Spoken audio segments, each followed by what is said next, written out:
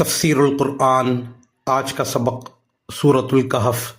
آیت نمبر 45 سے 49 تک۔ اعوذ باللہ من الشیطان الرجیم، بسم اللہ الرحمن الرحیم۔ واضرب لهم مثل الحیاة الدنیا كماء أنزلناه من السماء فاختلط به نبات الأرض فأصبح هشيما تذروه الرياح وكان الله على كل شيء مقتدرا۔ المال والبنون زينة الحياة الدنيا والباقيات الصالحات خير عند ربك ثوابا وخير أملا۔ ويوم نسير الجبال وترى الأرض بارزة وحشرناهم فلم نغادر منهم أحدا وعرضوا على ربك صفا لقد جئتمونا كما خلقناكم أول مرة بل زعمتم أن لن نجعل لكم موعدا۔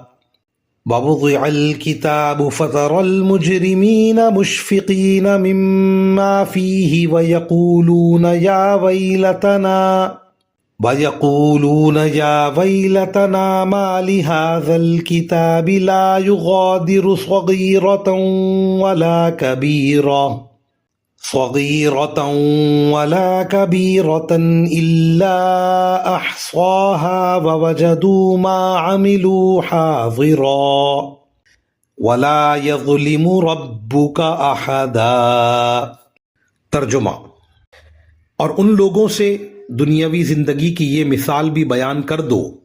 کہ وہ ایسی ہے جیسے ہم نے آسمان سے پانی برسایا تو اس سے زمین کا سبزہ خوب گھنا ہو گیا، پھر وہ ایسا ریزہ ریزہ ہوا کہ اسے ہوائیں اڑا لی جاتی ہیں، اور اللہ ہر چیز پر مکمل قدرت رکھتا ہے۔ مال اور اولاد دنیاوی زندگی کی زینت ہیں، اور جو نیکیاں پائیدار رہنے والی ہیں وہ تمہارے رب کے نزدیک ثواب کے اعتبار سے بھی بہتر ہیں، اور امید وابستہ کرنے کے لیے بھی بہتر۔ اور اس دن کا دھیان رکھو جس دن ہم پہاڑوں کو چلائیں گے اور تم زمین کو دیکھو گے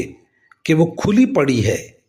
اور ہم ان سب کو گھیر کر اکٹھا کر دیں گے اور ان میں سے کسی ایک کو بھی نہیں چھوڑیں گے، اور سب کو تمہارے رب کے سامنے صف باندھ کر پیش کیا جائے گا۔ آخر تم ہمارے پاس اسی طرح آ گئے جس طرح ہم نے تمہیں پہلی بار پیدا کیا تھا۔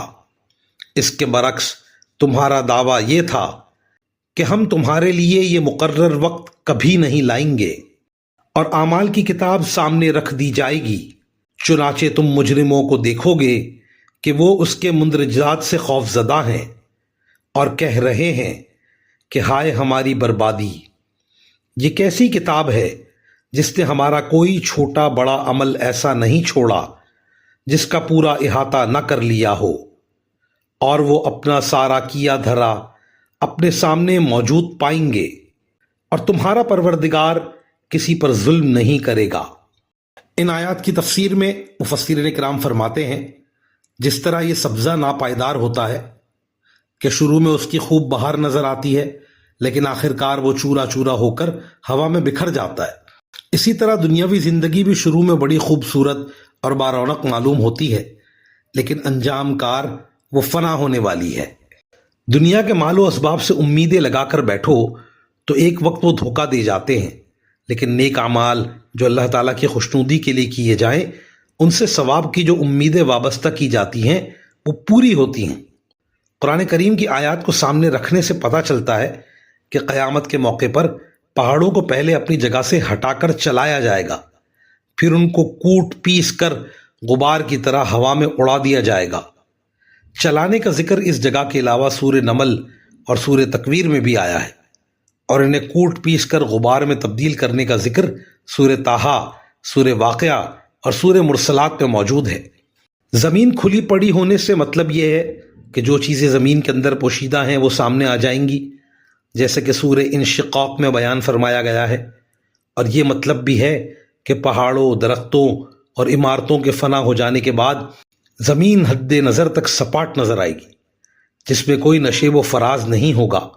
جیسا کہ سورہ طٰہٰ میں بیان فرمایا گیا ہے۔ وآخر دعوانا ان الحمد للہ رب العالمین۔